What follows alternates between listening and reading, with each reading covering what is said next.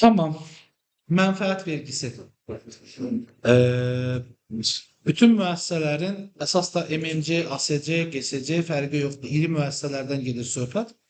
Onların ödədiyi əsas vergi. Yəni əlavə vergi ödəyicisi olub da mənfəət vergi ödəyicisi də onun yanında anında olmaq məcburiyyətindəsiniz. Çünki sadələşdirilmiş vergidən çıxdığınız zaman sizin vergi formatınız qalmır. Yəni əlavə dəyər vergi belə deyək də dolayı vergi növü olduğu üçün və müəssisənin öhdəliyi əslində olmadığı üçün yük olaraq, yəni istehlak vergisi olduğuna görə, bir də müəssisənin kurumsal, yəni işinə görə, qazandığı gəlirə görə ödəyəcəyi vergi fiziki şəxslərdə gəlir, hüquqi şəxslərdə mənfəət vergisidir.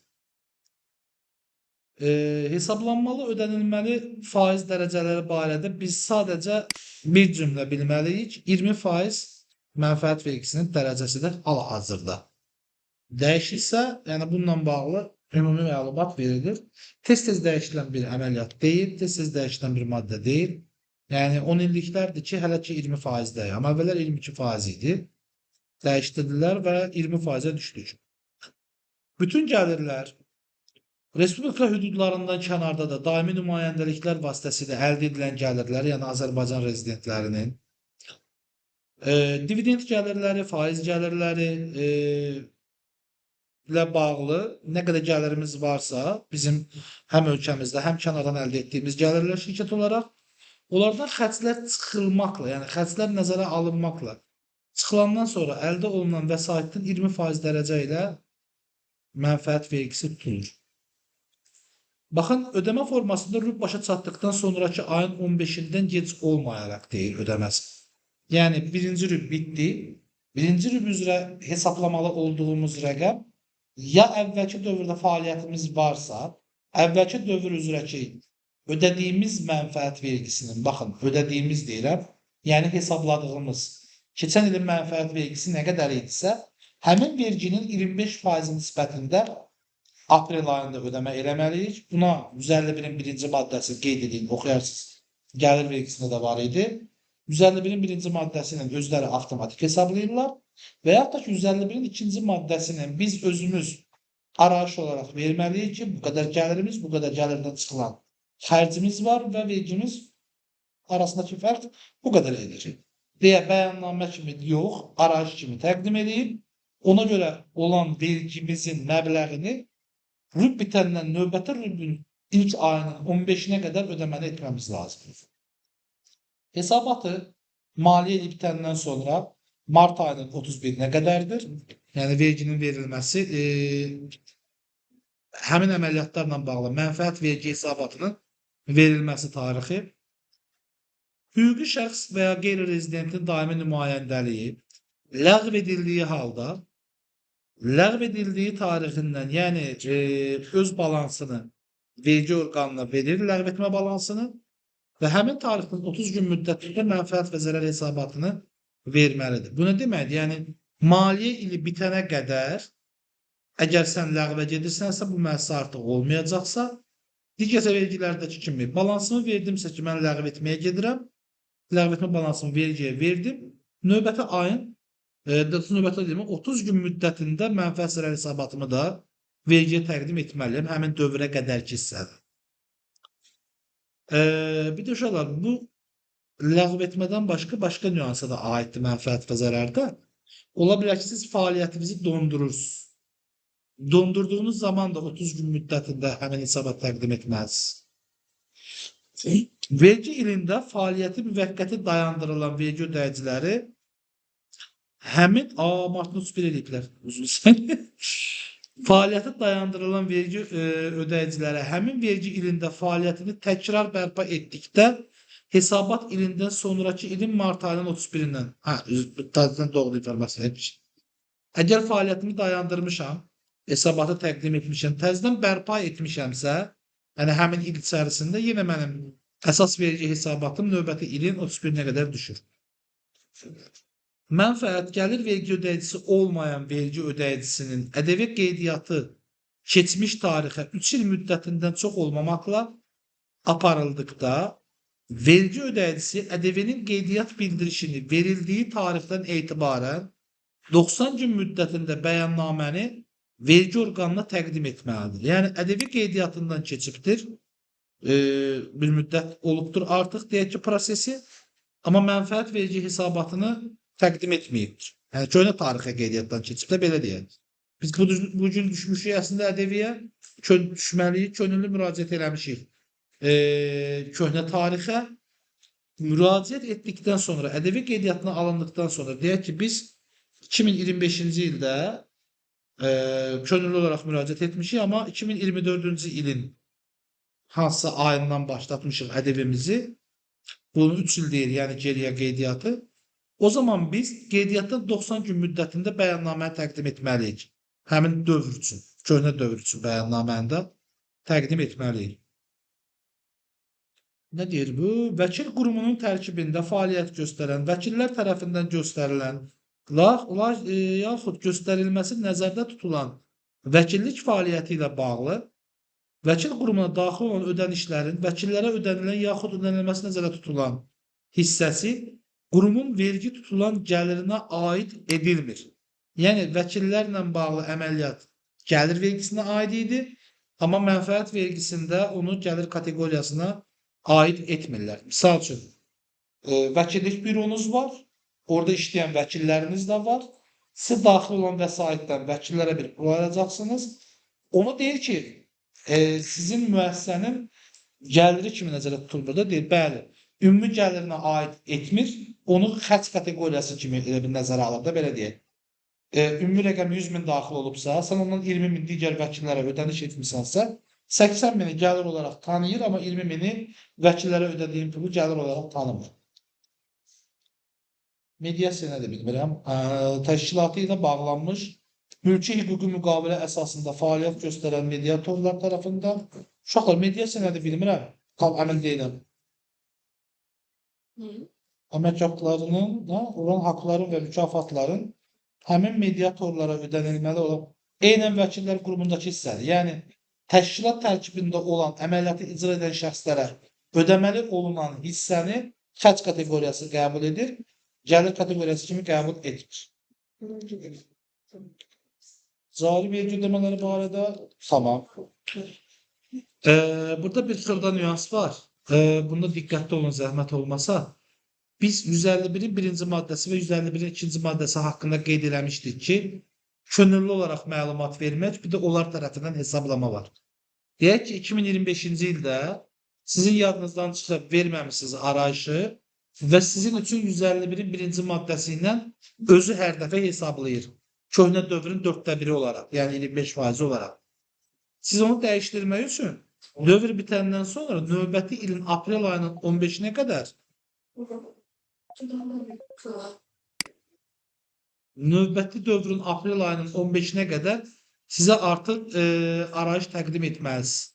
Yəni məlumatı verməlisiniz vergi orqanına.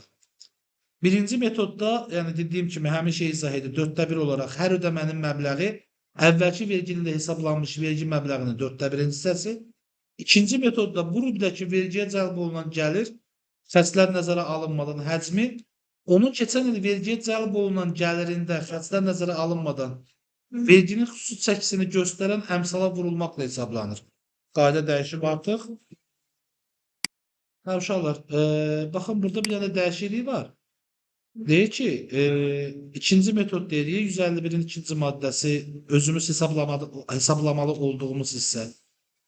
Bu rübdə deyir, vergiyə cəlb olunan gəlirin xərclər nəzərə alınmadan həcmi, onun keçən il vergiyə cəlb olunan gəlirinə yenə xərclər nəzərə alınmadan verginin xüsusi çəkisini göstərən əmsalla vurulmaqla. Xüsusi çəki əmsalı çox güman ki 1/4-ni deyəcək yenə də vurulmaqla hesablanır. Yəni biz xərc nəzərə alınmadan birbaşa gəlirimizdən 1/4 vermək məcburiyyətində qalır. İkinci metod deyir, yəni bu həmin hissə seçildikdə hər rüb başa çatandan sonra növbəti rübün 15-nə qədər bu bəyannaməni, bu arayışı hər dəfə verməliyik biz. Bunu bir dəfə unutduğumuz zaman il sonuna qədər birinci metod seçilir. Yəni vergi özü dörddə bir rəqəmini hesablayır. Yəni xüsusi çəkiyə görə yox. Dörddə birini hesablayır və biz bunu ilin sonuna qədər dəyişdirə bilmirik. Artıq o temada da qalır il sonuna qədər. Hə, biz verməsək, hə, sənin yerinə o özü hesablaya gedəcək. Bəli. Əvvəlki vergi ilində fəaliyyəti və ya vergi tutulan mənfəəti olmayan və növbəti vergi ilində fəaliyyət göstərən hüquqi şəxsin yeni yaradılmış və yaxud da fəaliyyət göstərən vergi ödəyicilərinin cari vergi ödəmələri aşağıda göstərilən qaydada hesablanır. Bu, köhnə dövr olanlara aid idi. Biraz öncə dediyimiz. Cari vergi ödəmələri təqvim ili ərzində rüblər üzrə artan yekunla əvvəlki illərdə yaranmış zərər məbləğləri vergi tutulan mənfəətdən, gəlirdən çıxılmaqla müəyyənləşdirilən müvafiq vergi dərəcələrinə əsasən hesablanmalıdır. Yəni, hər təqvim ili ərzində zərərimiz varsa, keçən dövrdə elə mənfəətimiz olmayıb, zərərimiz olub, zərərimizi çıxandan sonra gəlirimiz nə qədər qalırsa, həmin gəlirə bizə verdiyi faiz dərəcəsi, yəni 20% dərəcəsində hesablamaqla aparmalıyıq. Yəni, birbaşa hesablamalıyıq 3 aydan bir. Yürüstürəm rəqəm getdiyini. Rüb başa çatdıqdan sonra 15 gün ərzində cari vergi ödəmələrini aparmalı. Ödənişləri də yenə rüb bitəndən sonra 15 günə etməliyik. Buyurun. Bir seyahat kıyasla Var mı Cahil? Ödəmələr yenə 15 gün içərisində aparılmalıdır. Cari vergi ödəmələrinin məbləği mənfəət verginin məbləğinin 75%-dən az olmamalıdır. Bu nüans əhəmiyyətlidir. İlin axırına qədər, yəni sən daha doğrusu martın 31-nə qədər sənin vergi ödəmələrin, ödənişlərin, mənfəət vergi ödənişlərin ümumi mənfəət vergisinin 75%-dən az olmalı deyil. Əvvəlsə burada belə bir məhdudiyyət yox idi. İndi isə ən azından çıxacağını düşündüyün mənfəət vergisinin 75%-ni öncədən ödəməlisin. Yəni, ilin axırına qədər yekunlaşdırmalısan.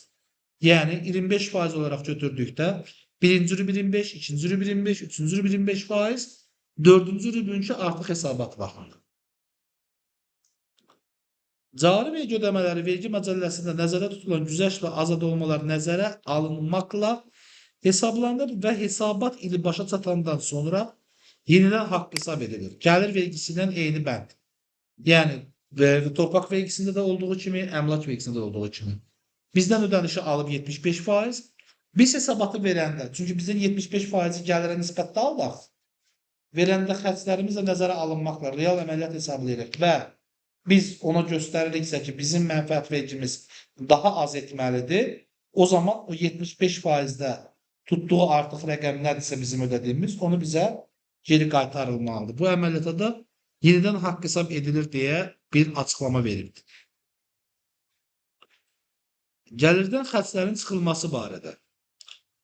Gəlirdən çıxılmayan xərclərdən başqa, gəlirin əldə edilməsi ilə bağlı bütün xərclər, həmçinin qanunvericilikdə nəzərdə tutulmuş icbari ödənişlər gəlirdən çıxılır.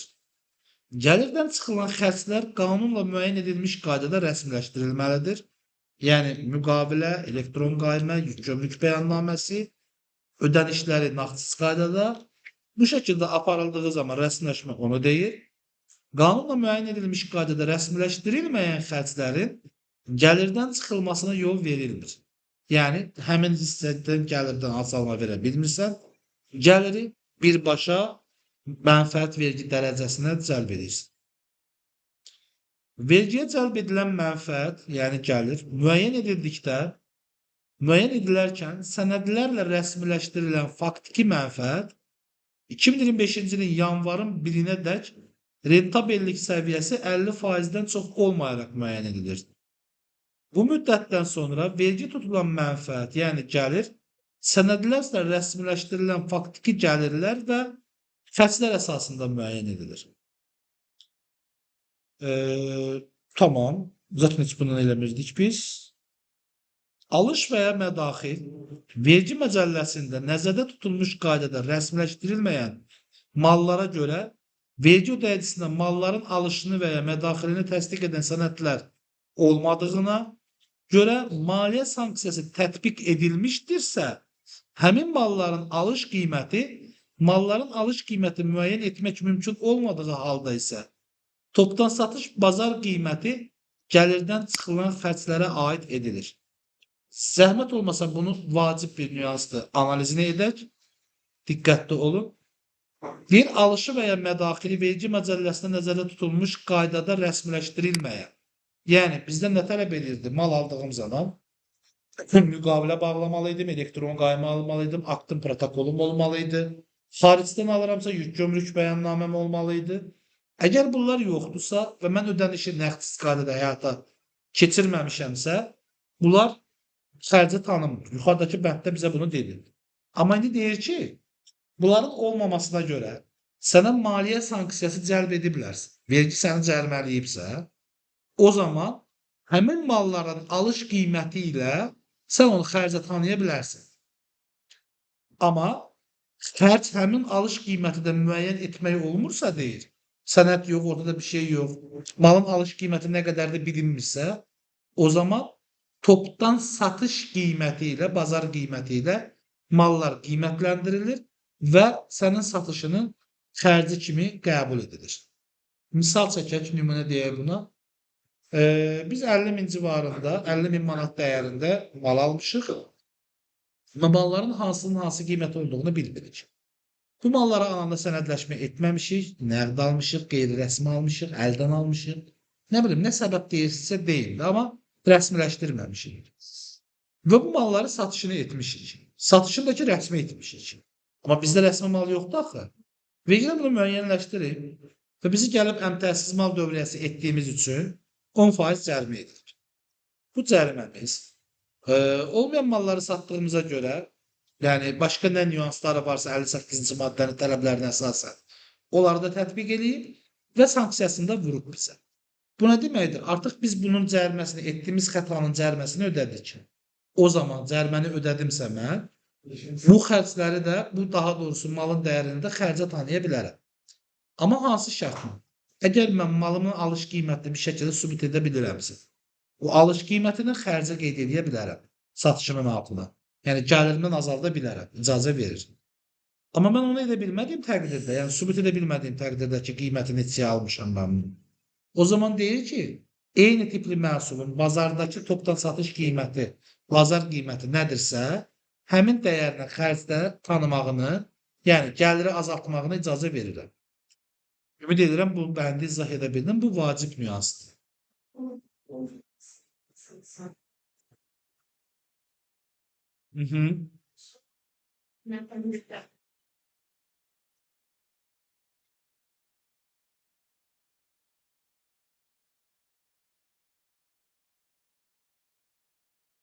Sanksiya necə bir şeydir? Sanksiya səni vergi öhdəliyindən azad etmir. Sanksiya vergi öhdəliyinə görə vurulan bir şey deyil. Ən bəsitini izah edeyim. Hesabatı qeyd olunan tarixdə göndərmədiyimizdə, ondan bir gün sonra göndərdiyimizdə nə baş verir? 40 manat bizə sanksiya vururlar. Nə üçün? Cəza üçün. Sanksiya bir cəzadır. Yəni, sən bunu vaxtında ödəməliydin, bu vaxtda etmədiyinə görə səni cəzalandırırım. Nə qədərinə? 40 manat. Bu getdi. Bu, həmin hesabatda əmələ gələn vergi ilə bağlı bir əməliyyat deyil. Bu, burada deyir ki, sənin xərc, deyək, doğru olmayan əməliyyat apardığına görə vergi səni cəzalandırıbsa artıq, yəni olmalı olan vergi tutduğunu yox ha, cəzalandırıbsa o əməliyyata görə, artıq mən o əməliyyatı rəsmiləşdirmiş sayıram. Doğru əməliyyat etmiş kimi sayıram və həmin mallarının dəyərini gəlirdən azalt. Sən deyirsə ki, bilmirəm axı hansı nə qədər idi yəni. Deyir, bilmirsənsə, onda bazar qiyməti nədirsə, onunla edəcək. Yəni, xərc tanımağını, mənfəət zərər hesabatında xərc kimi yazmağına icazə verəcək.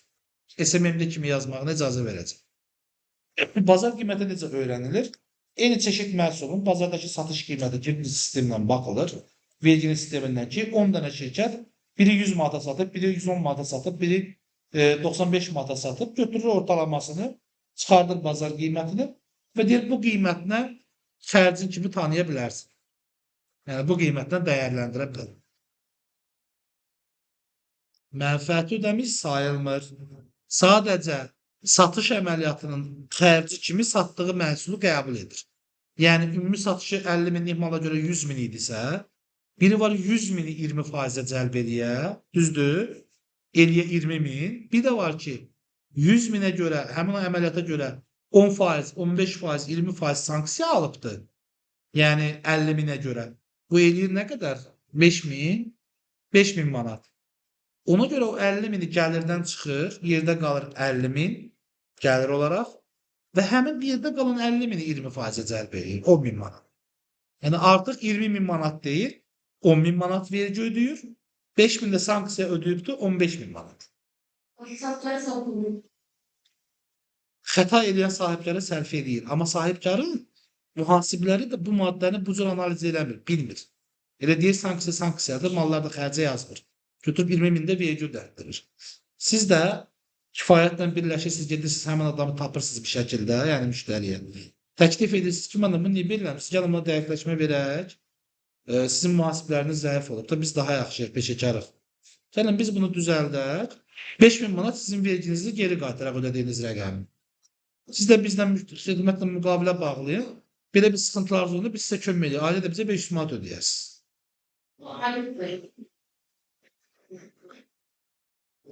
Bu hətta günlük əməliyyat baş verdiyi anlar üçün keçərlidir yəni. Amma biz bunu harda nəzərə alırıq? İldə. Çünki mənfəət vergisinin hesabat dövrü nədir? Maliyyə ilə. Bəli.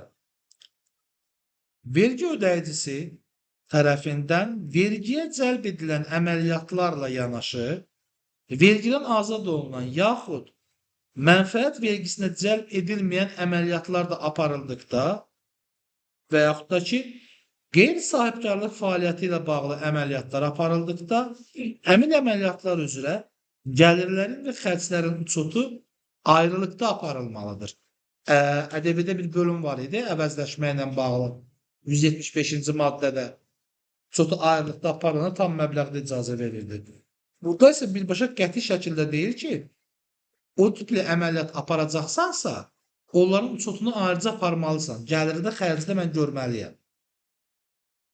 Vergi ödəyicisi tərəfindən vergiyə cəlb olunan və vergidən azad olunan, yaxud mənfəət vergisi cəlb edilməyən qeyri-sahibkarlıq fəaliyyəti ilə bağlı əməliyyatlar üzrə çəkilən, lakin bölüşdürülməsi mümkün olmayan xərclərin gəlirdən çıxılan məbləği vergiyə cəlb edilən gəlirlərin vergi ödəyicisinin ümumi gəlirlərində xüsusi çəkiş əsasında müəyyən edilir.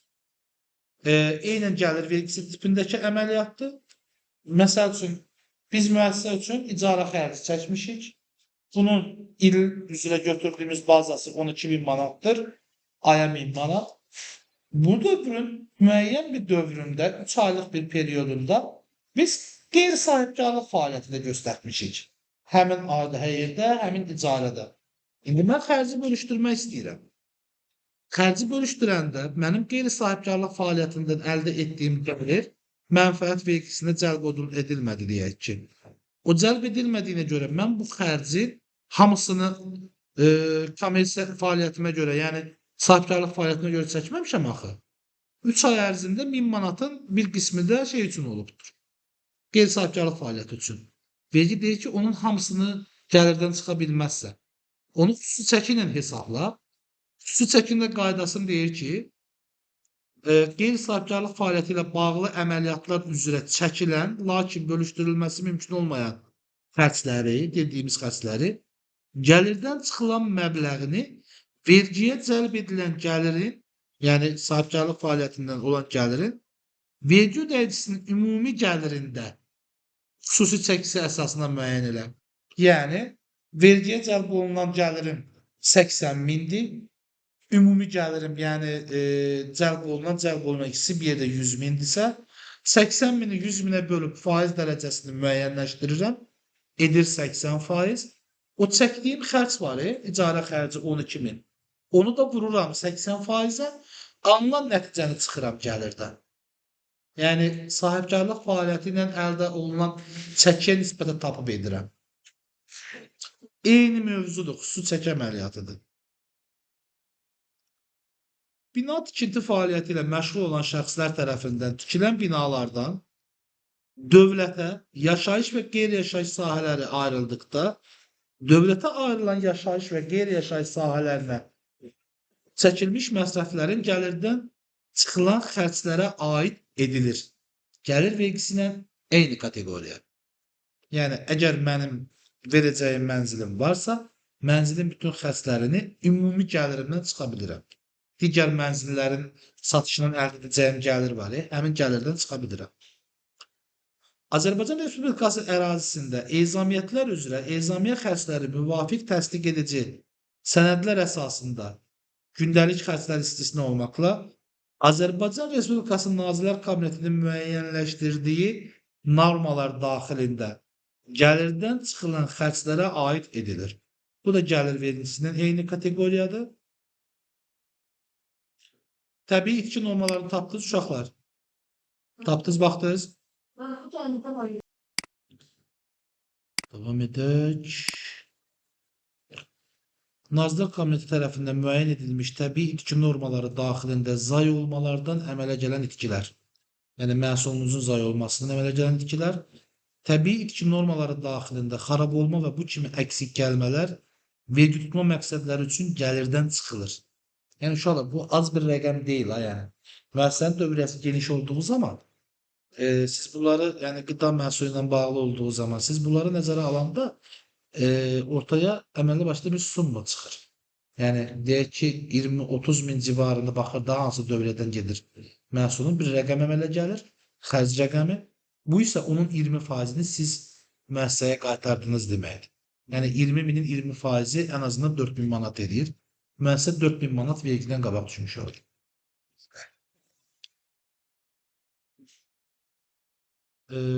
Bununla başqa bir şey də etmək olar əslində.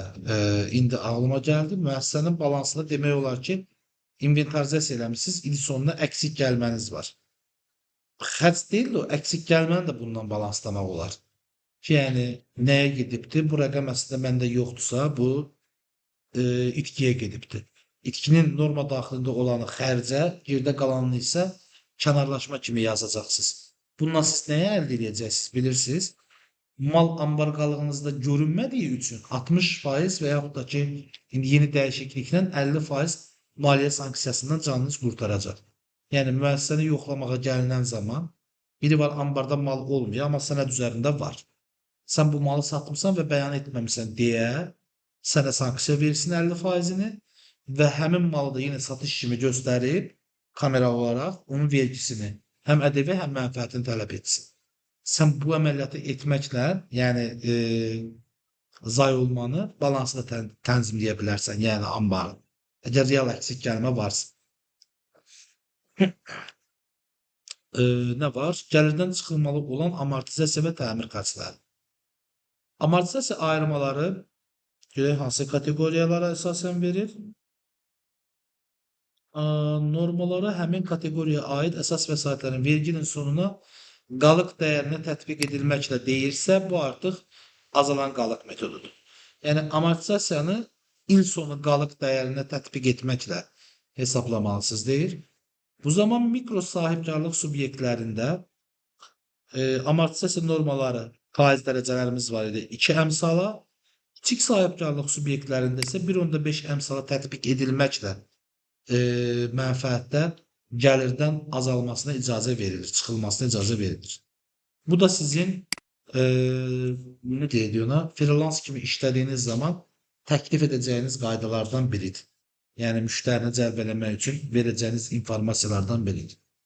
Məsəl üçün, obyekt baxdınız ki, dövriyyəsi mikro sahibkarlığa uyğun gəlir.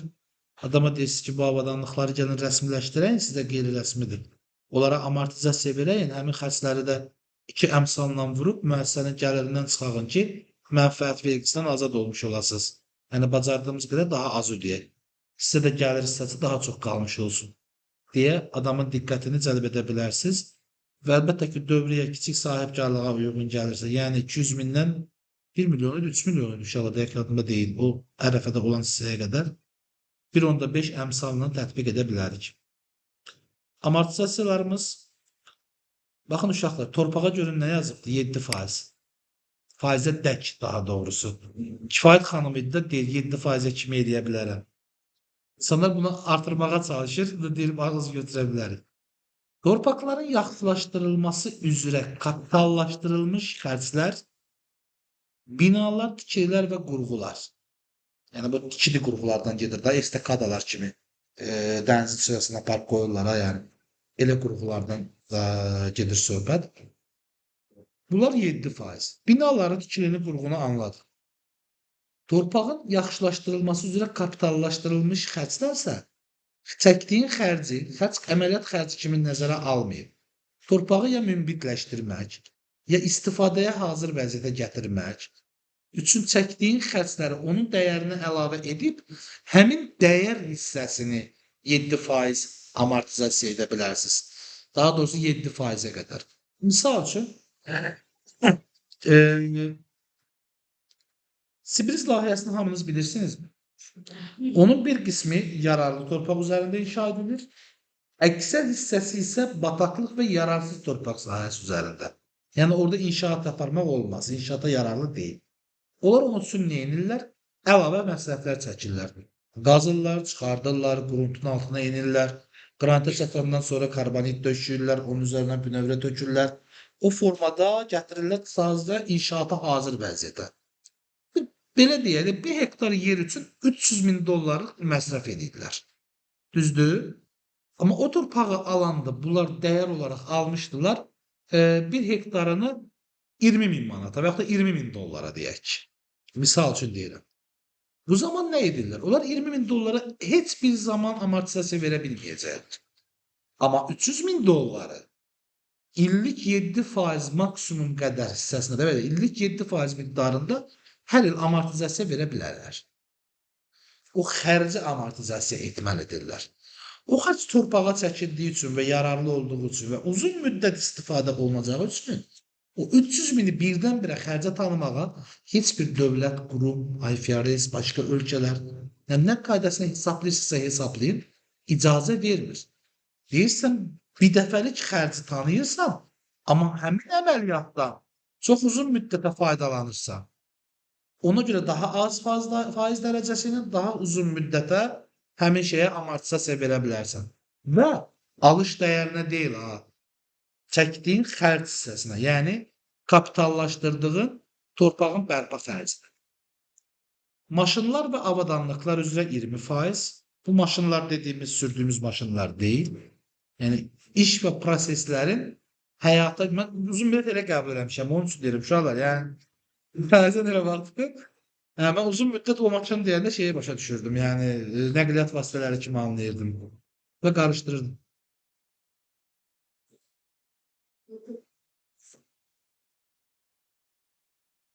Hər il. Bəli. Əlbəttə. Biri var heç çıxmıyor, bir də var ki, ən azından uzun müddətə də olsa 300.000-in hər il 27.000 çıxdı deyək ki, növbəti qazalan qalıq metodu yadında qalıb, 27.000 çıxacaqdı $300.000-dan, onun qalanına 7%. Belə gedəcəklər ya. Maşın və avadanlıqlar üzrə 20%.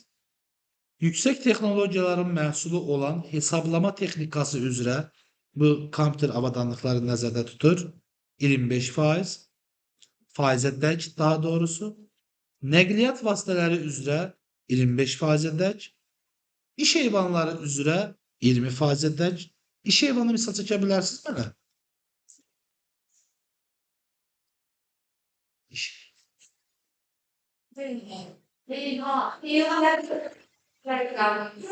Razıyam.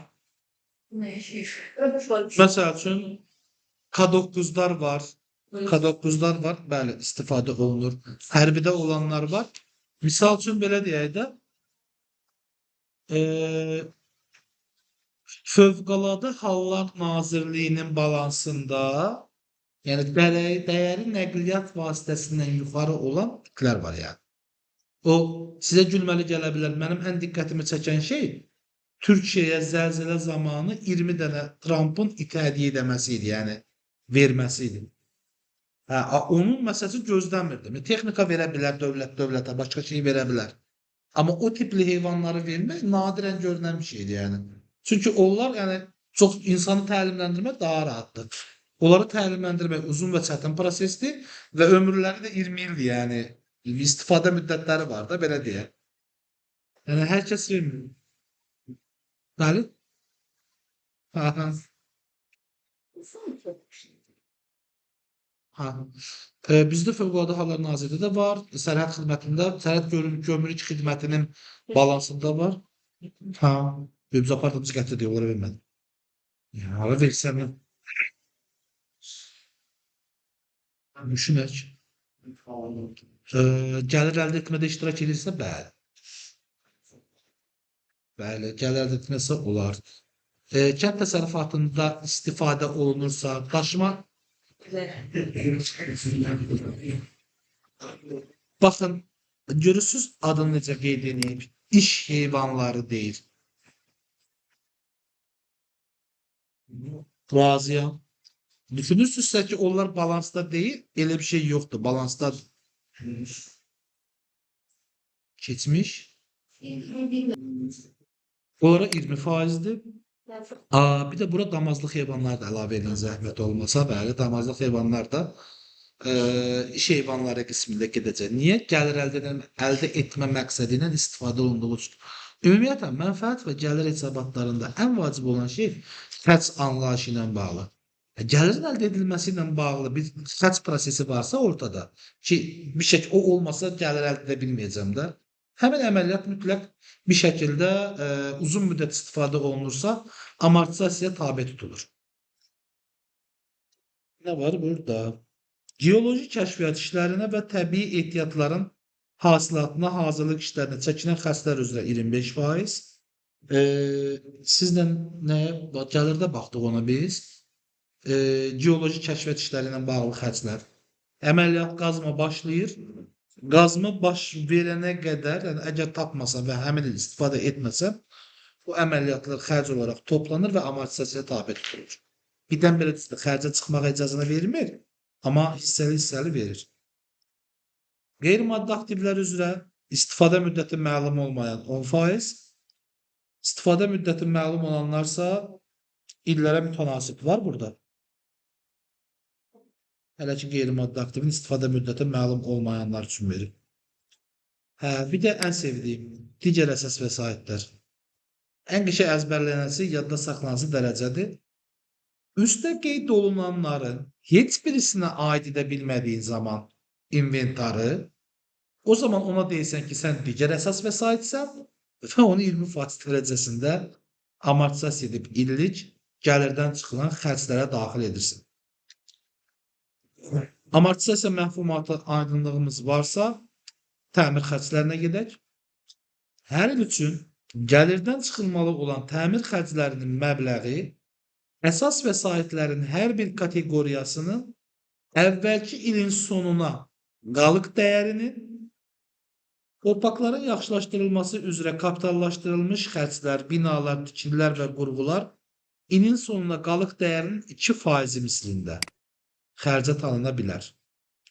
Amortizasiyası ayrı. Maşınlar, avadanlıq, yüksək texnologiya məhsulları olan hesablama texnikası və nəqliyyat vasitələri 5%. Gəlin faizlərdən qabaq zəhmət olmasa birinci buranı aydınlaşdıraq. Bunu öyrənməmiş keçməyək.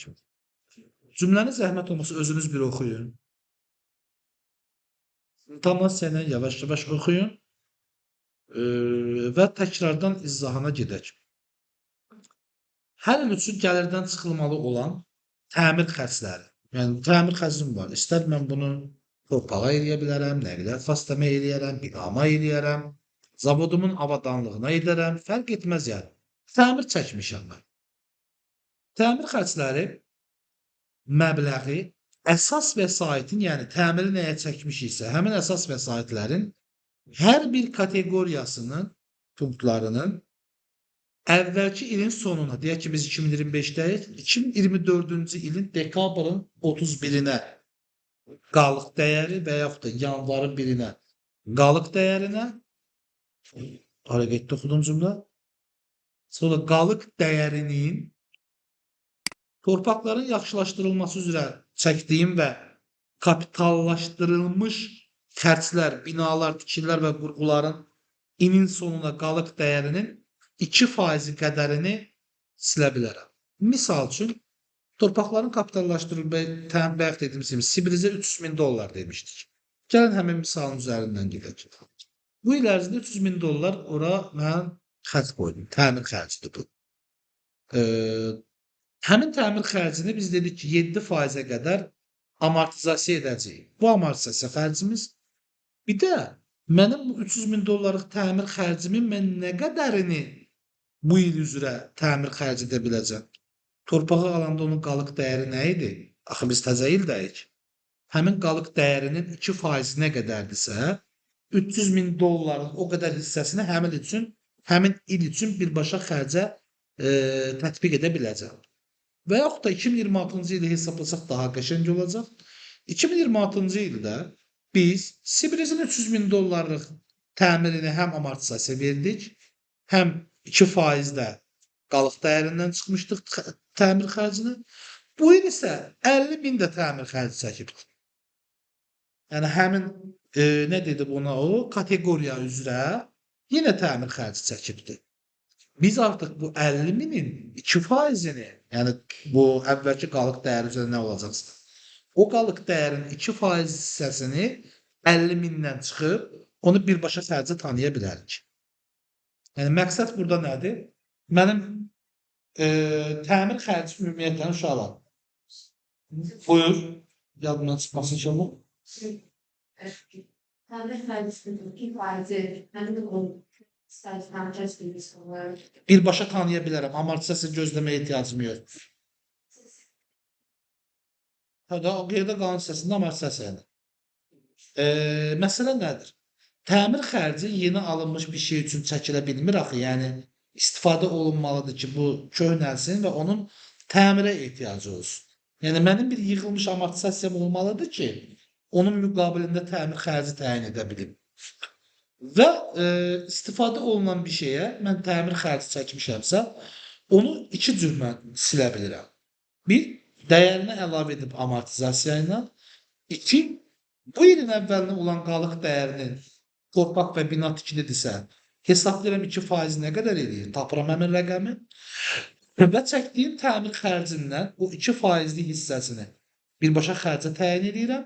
Yəni gəlirdən çıxan xərc kimi həmin dövr üçün qəbul edə bilirəm.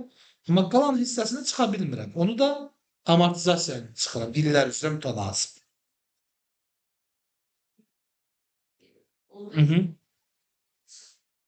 Ona yox. 300.000-dən amortizasiya çıxılandan sonra ilin əvvələ nə qalmışdı qalıq dəyəri?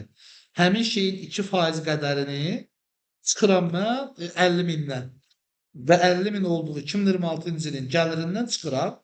Yerdə qalan hissəsini də 2026-cı ildən sonraki amortizasiyalarından çıxacaq. Üzərinə gələndən sonra. Bunu gedə bilərik. Bir dəqiqə. Davam edək. Deyəcəm. Onu da deyəcəm. Qayda deyəcəyimiz faiz dərəcələrinin lövhədə izah elədiyimiz hamısının üçün keçərlidir, yəni qalıq dərəcəsi. Dediyimiz kimi 2% torpaq, bina, tikili və qurğulara aid idi. 5% nəqliyyatın təmir xərclərinə aid idi və digər əməliyyatların hesablanma kompüter və nəqliyyatında belə deyək. Digər əsas vəsaitlər 3%, digər əsas vəsait kateqoriyasına aid etdiyimiz inventarların təmirindən 3% qalıq dəyərindən. Ən gözəli budur, yük avtomobillərində isə 8%. Birbaşa xərc kimi çıxa bilirik. Köhnəlmə hesablanmayan, burası əsas nüanslardan biridir. Köhnəlmə hesablanmayan əsas vəsaitlər, kimsə qulaqlığı varsa qoşuluram, bilsin. Üzrə 0% həddi ilə məhdudlaşdırılır. Yəni, əgər mənim köhnəlmə hesablanmayan əsas vəsaitim varsa, yəni bu deməkdir ki, bu istismara getmir. İstismarda deyil, istifadə etmirəm. İstifadə etmədiyim bir şeyə təmir xərci çəkirəmsə, yəni onu mən xərc kimi gəlirdən çıxa bilmirəm. Niyə belə dedim? İstifadə etmirəmsə, deməli bu gəlirin əldə edilməsində iştirak eləmir. Gəlirin əldə edilməsində iştirak etmirsə, deməli mən bundan hər hansı çəkdiyim təmirin xərcini əldə olunan digər əməliyyat gəlirlərindən çıxa bilmərəm. Ona görə sıfırla məhdudlaşdırılır. Təmir xərclərinin faktiki məbləği bu hədd ilə müəyyənləşdirilən məbləğdən az olduqda gəlirdən təmir xərclərinin faktiki məbləği çıxılır. Yəni sən təmir xərci çəkmisən 5000, amma məsələn nəqliyyat vasitəsində 5%-dən hesablayanda qalıq dəyərinə gəlib eləyirsə 7000, o zaman sən 5000-i birbaşa həmin dövrdə təmir xərcinə aid edə bilirsən. Aydın oldu fikrim bu? Yəni bax belə deyək də, biz nə deyirik? Qalıq dəyərinə 5%-lə hesablayaq deyirik, düzdür? Qalıq dəyəri 35.000-dir və yaxud da ki 55.000-dir, hər nə qədərdir. Biz onu 5%-lə hesablayanda, əgər gəlib alınan rəqəm çəkdiyim xərcin rəqəmindən böyükdürsə, faktiki çəkdiyim xərcin rəqəmindən, cümləni daha da yuvarlaqlaşdırım. Hesablamada olduğum norma daxilində xərc çəkmişəmsə, yəni çəkdiyim xərc həmin mənə verilən norma daxilindədirsə, onu keçmirsə, çəkdiyim xərci birbaşa həmin dövrdə gəlirdən çıxılan xərcə yaza bilirəm. Yox, normadan kənarlaşıramsa, normadan kənar hissə aktivin dəyərinin üzərinə, norma daxilində olan hissə isə birbaşa gəlirdən çıxılan xərcə aid edə bilərəm. Məncə bu cümlə daha rahat olur. Təmir xərci var, amma 5% arasında bunu Hı-hı. 2000 yox, 2000 yoxdur ki da, sənin xərci zaten 5000'dir. 5000 hamısı da gəlirdən çıxsın. Yerdə başqa xərc qalmadı ki. 2000 də əlavə olsaydı, onu da çıxa bilərdi. Amma yox. İcarəyə götürülmüş əsas vəsaitlər icarəçinin balansında uçota alınmadıqda və ya təmir işləri icarəyə verənin hesabına aparıldıqda, yaxud icarəçinin hesabına aparılaraq icarə haqqı ilə əvəzləşdirildikdə, təmir xərcləri icarəçinin gəlirindən çıxılmır. Yəni bizim gəlirimizdən çıxılır. İcarəyə verəninkindən yox. Burada əsas nüans nədir? İcarəyə götürdüyün əsas vəsait kimin balansda keçəcəksə, yəni icarəyə götürənin balansına keçəcəksə, təmir xərci və amortizasiya icarəyə götürən tərəfindən olur.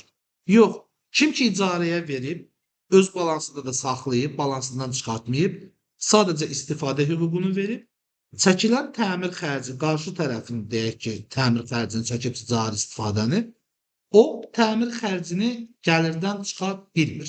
Çünki elə bir aktivi yoxdur ki, onu gəlirdən çıxsın.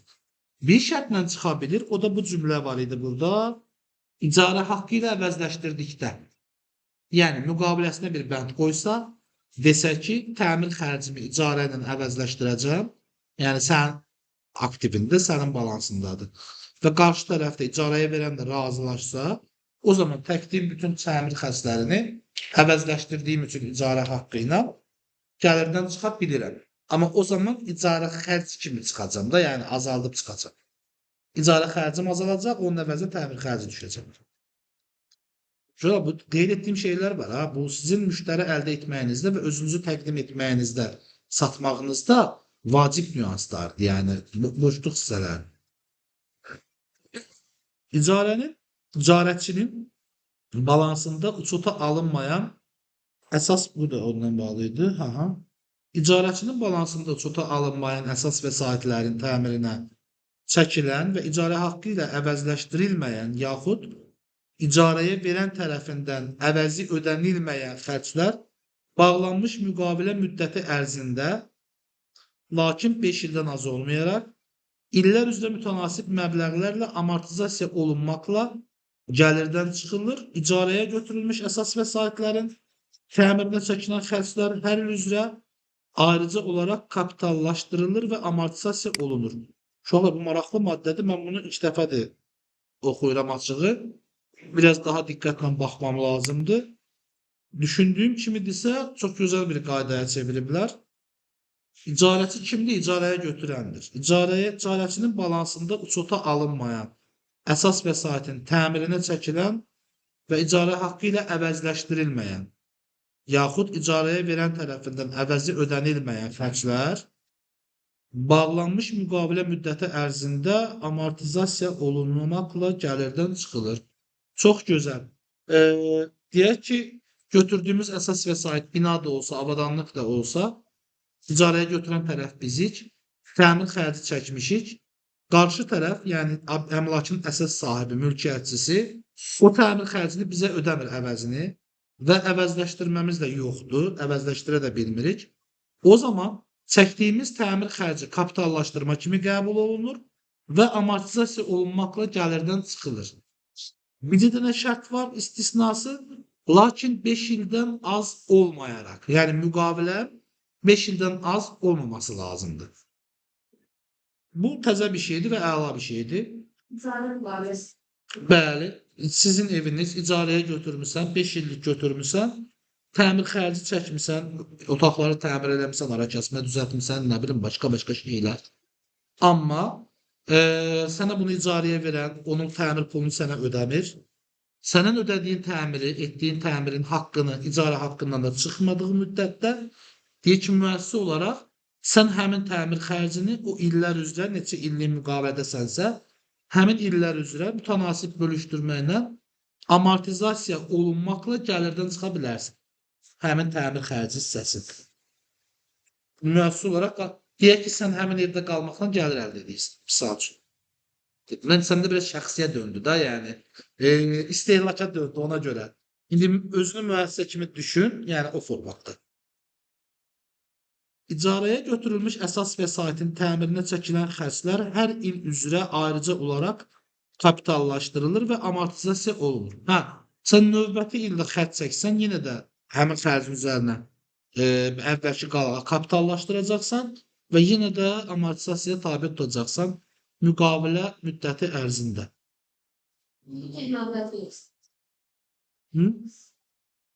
Yox, gəlir vergisini yox. Vergi ödəyicisinin mənfəət, gəlir vergisi üzrə güzəşt hüququ olduğu dövrdə amortizasiya və təmir xərcləri normalarından aşağı norma tətbiq edilməsi nəticəsində yaranan məbləğlər güzəşt hüququ başa çatdıqdan sonraki illərin gəlirindən çıxılan məbləğlərinə əlavə edilmir. Bu necə bir şeydir? Yəni, məsələn, gəlir vergisi 75% güzəşt var idi. Eyni tipli əməliyyatlarda deyir, əgər sənin deyir, gəlirdən çıxılan xərclərinə güzəşt tətbiq olunubsa və sən həmin dövrdə təmir xərclərin olubsa, güzəştdə var deyə istifadə etməmisənsə, onun növbəti ilin gəlirindən çıxa bilmərsən. Yəni, xərci ötürə bilmirsən. Həmin ildə, həmin dövrdə bağlaman lazım. Güzəşt. Nasıl barədə ətraflı məlumat və müzakirəsinin 10-cu fəsli uşaqlar məlumat hələ bu qutarmır. Gəlir vergisi ilə çox oxşardır. Burada gəlirdən çıxılmayan xərclərdir. Gəlirdən çıxılmayan xərclərlə bağlı əsas bir hissəni deyəcəm sizə. Gəlirin əldə olunmasına çəkilməyən istənilən xərc. Gəlirdən çıxılma hüququna sahib deyil. Nə üçün çəkilsinizsə çəkin. Sadəcə bəlli istisnalar ola bilər. O da ki, mütləq qeyd olunmalıdır ki, bu xərc. Gəlirin əldə olunmasına çəkilməsə də gəlirdən çıxıla bilər.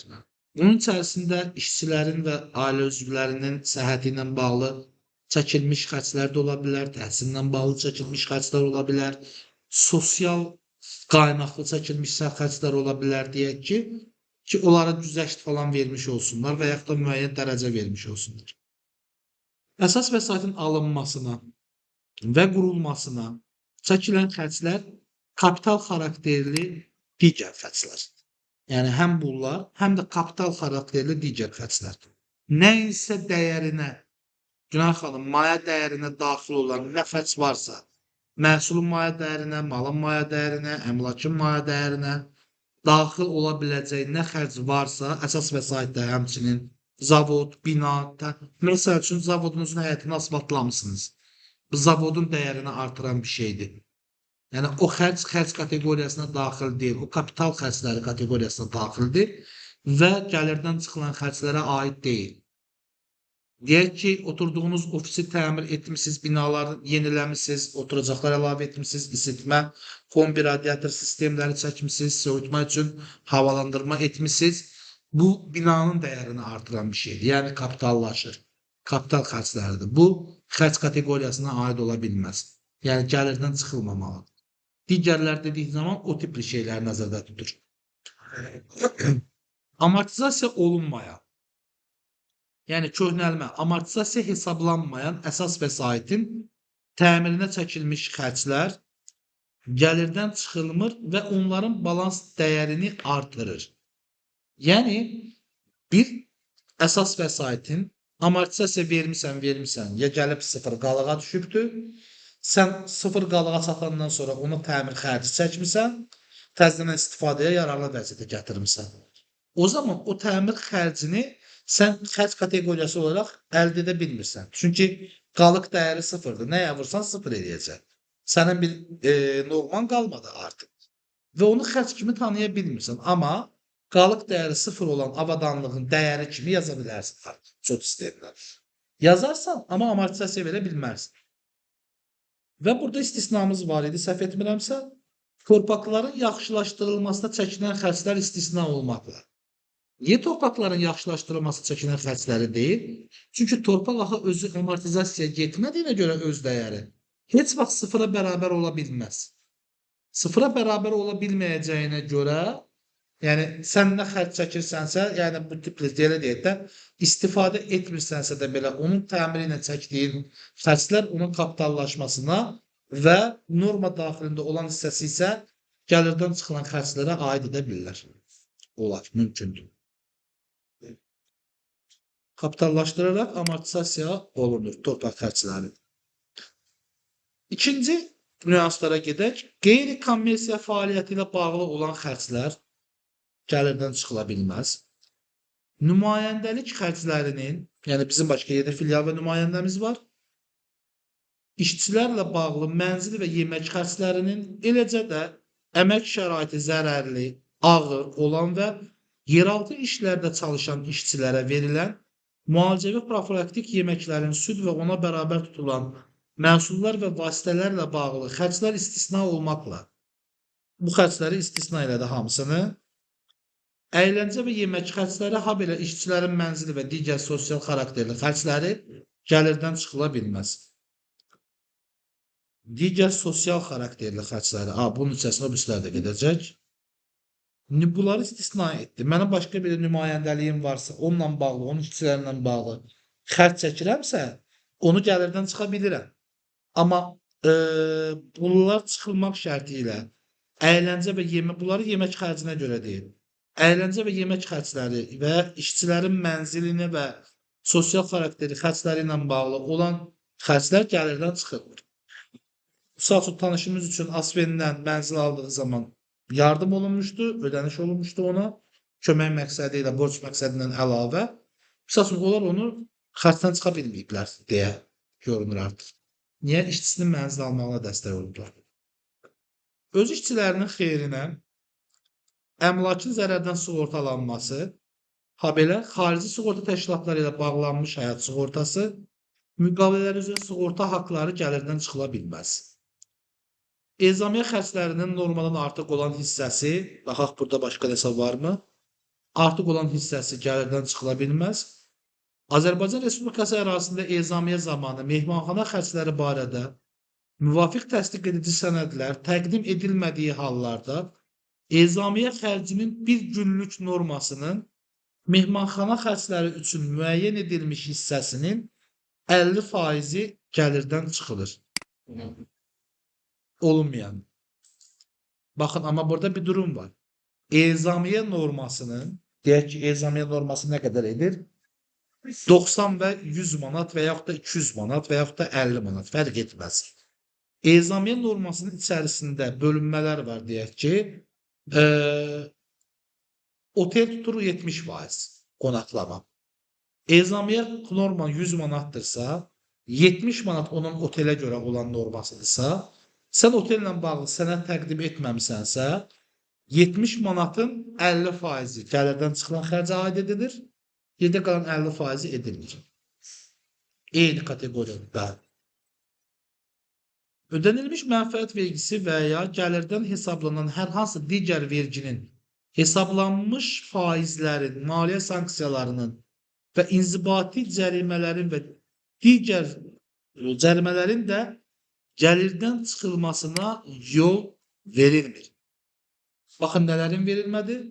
Ödənilmiş mənfəət vergisinin gəlirdən çıxılmasına və ya gəlirdən hesablanan hər hansı digər vergilərin, bax, gəlirdən hesablanan digər vergilərin, hesablanmış faizlərin, maliyyə sanksiyalarının, cərimən var, cəzam var, sanksiyalarının və inzibati cərimələrin də gəlirdən çıxılmasına yol vermir. Nəqliyyat vasitələrinin törətdiyi yol hərəkət qaydalarının cəriməsini ödəmisən, xərc saya bilməzsən, maliyyə əməliyyatlarını düz apara bilməmsən, vergi səni cərimələyib, onu xərc kimi gəlirdən çıxa bilməzsən. Başqa nə dedi? Hə, gəlir vergisinin cari vergi ödəmələri var, il ərzində hesablanan, onları gəlirdən bir xərc kateqoriyasında çıxa bilməzsən. Bu, əmlak, torpaq və nə vergisi var idi, onlara aid deyil. Bir də ödəmə mənbəyindən vergiyə aid deyil. Nümayəndəlik xərclərinin işçilərlə bağlı mənzil və yemək xərcləri yenə profilaktikdir. Bəli, profilaktik müalicə yeməklərinin süd və ona bərabər tutulan digər məhsullar vasitəsilə. Hə, bu heç Nazirlər Kabineti tərəfindən müəyyən edilir deyir. Yəni bu normanı yenə də Nazirlər Kabinetinin müvafiq qərarını endirməyinə baxa bilərsiniz, əgər maraqlıdırsa normaları. Amma Nazirlər Kabineti qərar verib ki, qızıl, gümüş, daş kömür fərqi yoxdur da yeraltı mədənlərdə. Bir də kimya, nə bilim, sənaye müəssisələrində çalışan əməkdaşlara profilaktik verilən yeməkləri xərc kateqoriyasına aid edilə bilər. Nəqdsiz hesablaşmalar haqqında Azərbaycan Respublikasının qanununda göstərilən, sizlərə oxuyun demişdim və ümid eləmişdim ki, oxumusunuz.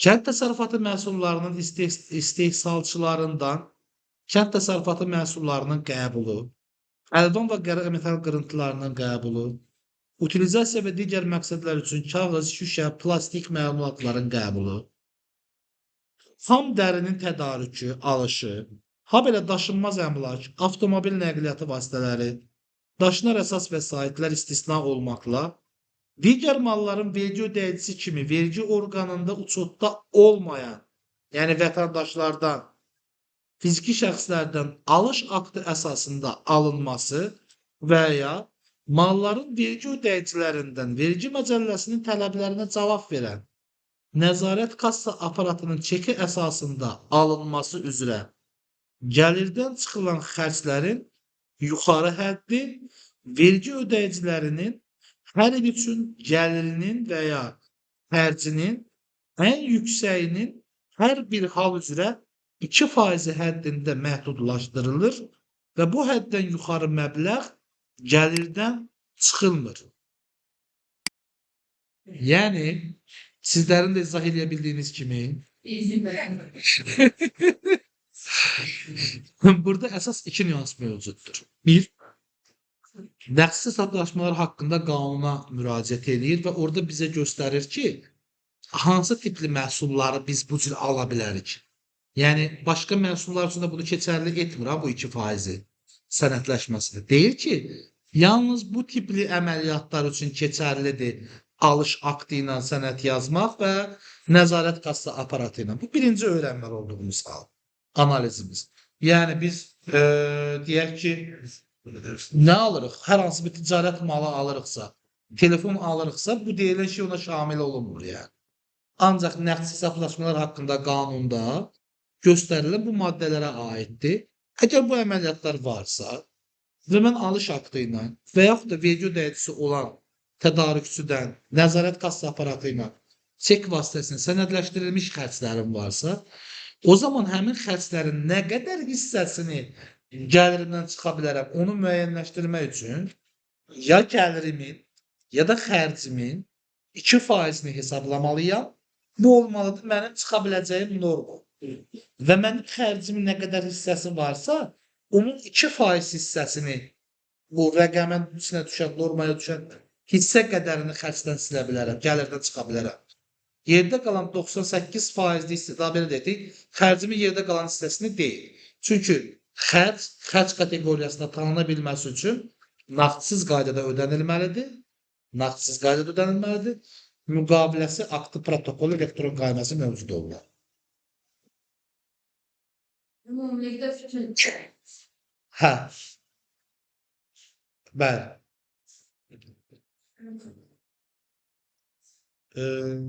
Azad olmalar.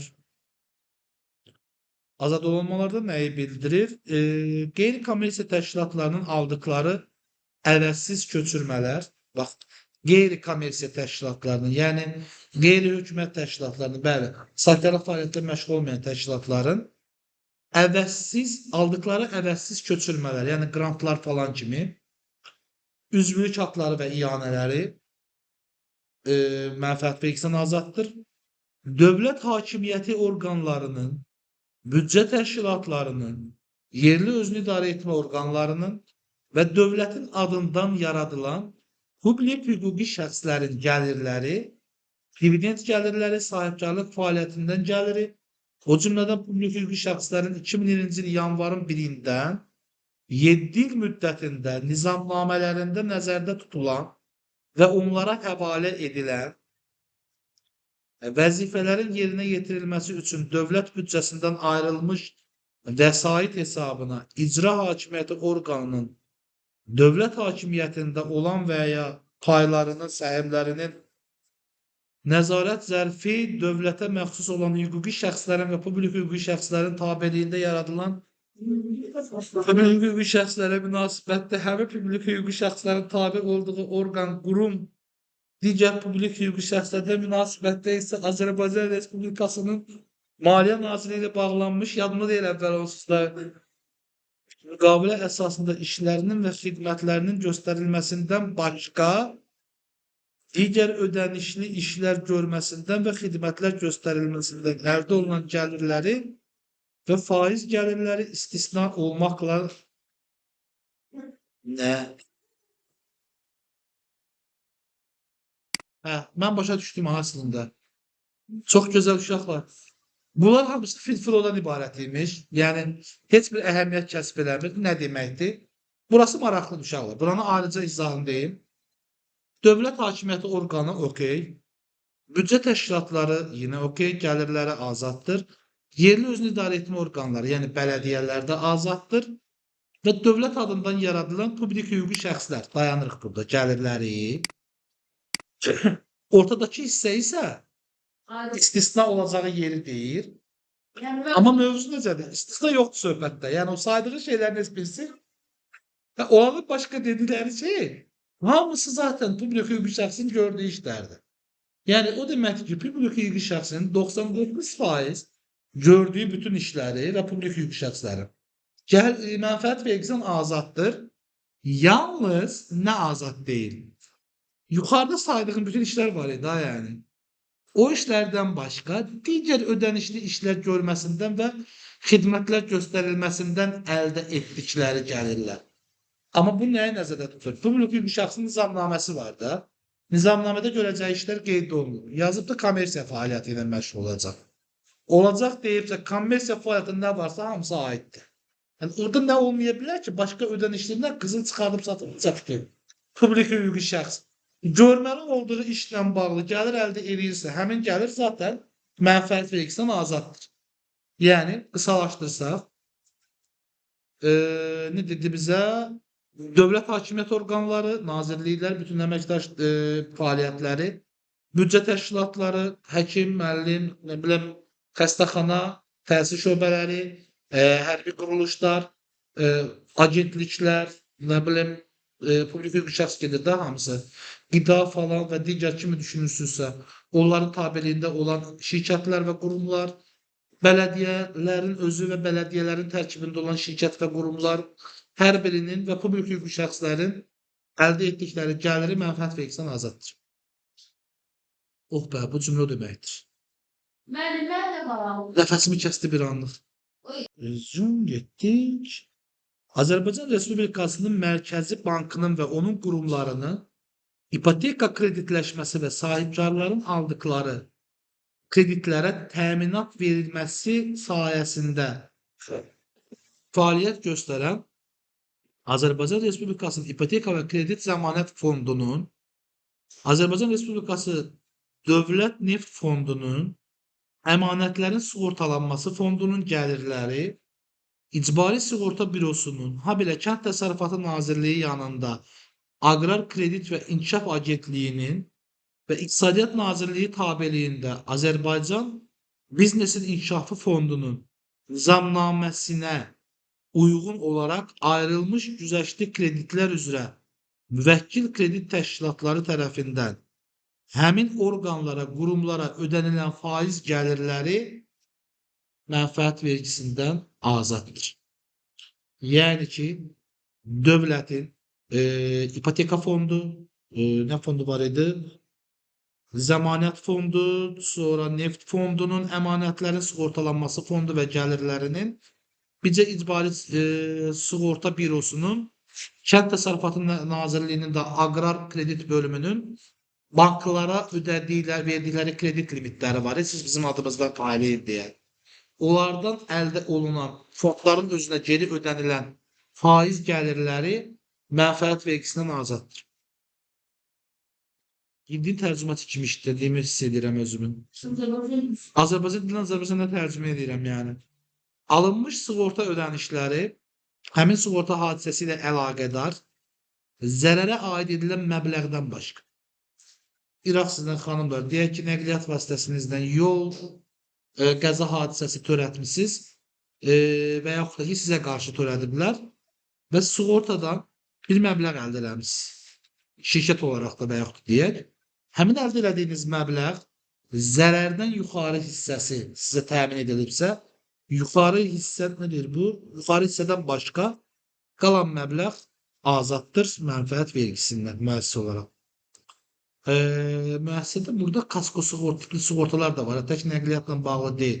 Ambarımı, ticarət mərkəzimi, ofisimin özünü mənə gəl sığorta etdirmişəmsə, hər hansı yanğın, partlayış, fövqəladə hal nəticəsində vəlvələdən və yaxud da ki, zəlzələdən baş verəcək durumlarda binanızın qalıq dəyərindən, yəni balansınızda olan qalıq dəyərindən daha artıq dəyərdə sizə ödəniş etdikləri zaman artıq onun ödəniş isə mənfəət vergisindən cəlb olunur, amma norma isə cəlb edilmir.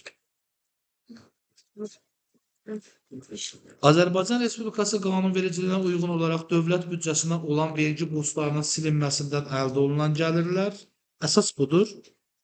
Kənd təsərrüfatı məhsullarının istehsalı ilə məşğul olan, o cümlədən sənaye üsulu ilə istehsalı ilə məşğul olan hüquqi şəxslərin bu fəaliyyətdən mənfəəti 01.01.2014-cü il tarixindən 13 il müddətində, yəni 2027-də bitəcək, mənfəət vergisindən azaddır. Valla, nə güzel. Torpaqların dövlət ehtiyacları üçün alınması haqqında Azərbaycan Respublikasının qanununa əsasən hüquqi şəxslərə ödənilən kompensasiya mənfəət vergisindən azaddır. Hüquqi şəxs olaraq torpaq əmlakım var idi. Üzərindən Bakı-Ceyhan boru kəməri keçirdilər və dedilər ki, bunu verməlisən bizə. Qiymətləndirdilər və ödəmə etdilər. Həmin ödəmədən əldə etdiyim gəlir sayılı əməliyyat gəliri sayılmır artıq. Sayılsa da mənfəət vergisinə cəlb edilir. İnvestisiya təşviqi sənədi almış, bu hər yerdə var. 7 il faiz, 7 il müddətində 50% mənfəət vergisindən azaddır, tam deyil.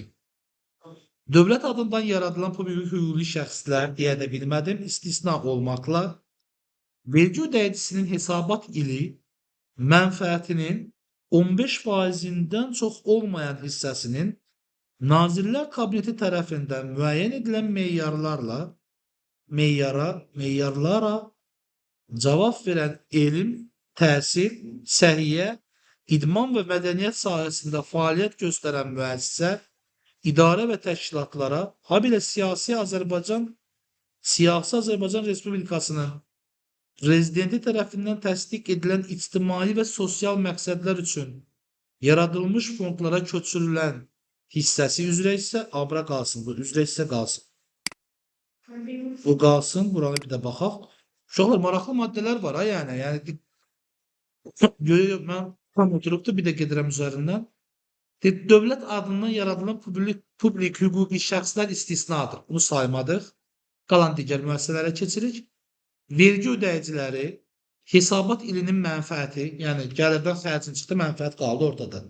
Mənfəətinin 15%-dən çox olmayan hissəsi, yəni maksimum 15%-ni Nazirlər Kabineti tərəfindən müəyyən edilən meyarlara cavab verən, yəni bir meyar var Nazirlər Kabinetinin və yaxud deyək ki, akreditasiya eləməlisən, lisenziya almalısan, yəni onun meyarına cavab verməlisən də, yəni verdinsə, hansı sahələri deyir? Elm, təhsil, səhiyyə, məsəl üçün İNNAB ona cavab verərsə, Nazirlər Kabinetinin müəyyən meyarına, o zaman İNNABın mənfəətinin 15%-i azad olunacaq. Ümid edirəm, axıram arxasını oxuyacam indi. Bundan başqa, səhiyyə, klinikanız varsa, idman və mədəniyyət sahəsində fəaliyyət göstərən müəssisə, idman zalları açmısınızsa, konsert, kinoteatr, yəni bu tipli fəaliyyətlərlə bağlı açmısınızsa, onlarınki, başqa nə var idi?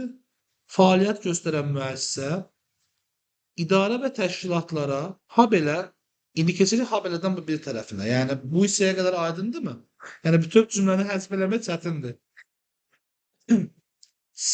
Nədir bu siyahısı? Azərbaycan Respublikası Prezidenti tərəfindən təsdiq olunan deməli bir siyahı var ortada. Prezident təsdiq edib, onu tapmalıyıq. Və sosial məqsədlər nədir? Bu, ictimai və sosial məqsədlər üçün yaradılmış fondlara, nə fondu gedər buna? Yaşad fondu, nə bilim, əlillərə və qazilərə dəstək fondu, ürək xəstəliyinə əziyyət çəkən uşaqlara fond, yəni siyahıda olan fondlardan gedir söhbət. Fondlara köçürülən hissəsi, yəni ola nə qədər pul köçürmüşüksə, deyək ki, mənfəətin hansı hissəsini ora köçürmüşüksə, həmin hissənin tamamı,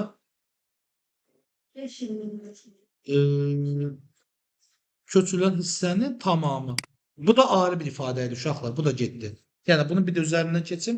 Əgər biz prezidentin fərmanında olan fondlara pul köçürmüşüksə, bunu mənfəətimizdən köçürmüş sayırıq, xərcimizdən də yox ha. Yəni mənfəətimizdən köçürmüş sayırıq. Bütün rəqəm, köçürdüyümüz rəqəm tam rəqəmi mənfəət vergisinə cəlb edilir. Yəni da 15% falan söhbəti burada yox. Daha sonra 2024-cü ilin yanvarın 1-i tarixində 5 il müddətinə, gəlin birinci buranı həzm edək, 2029-cu il yanvarın 1-inə qədər yenə istisna var.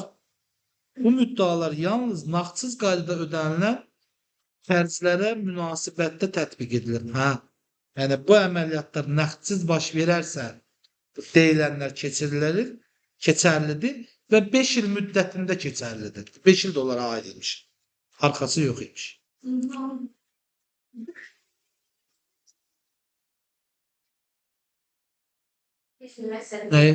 Yox, bu hazır konspekt.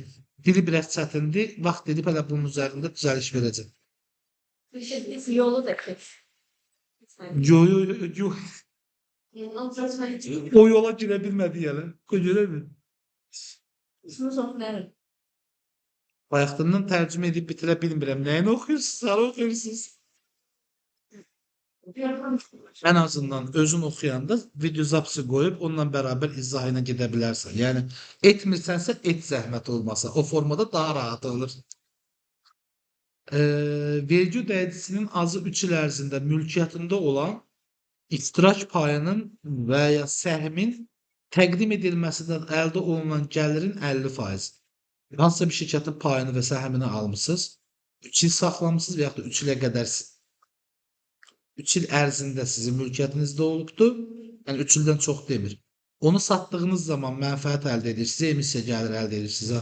Həmin gəlirin 50%-i mənfəət vergisindən azaddır. Müvafiq il üzrə orta aylıq, nə gözəl. Bax, mənfəət vergisinə də tətbiq edirlər. İndi burada bir dənə uşaqlar, mən bir dənə bunun üzərində keçib cümlələri qaldı burada.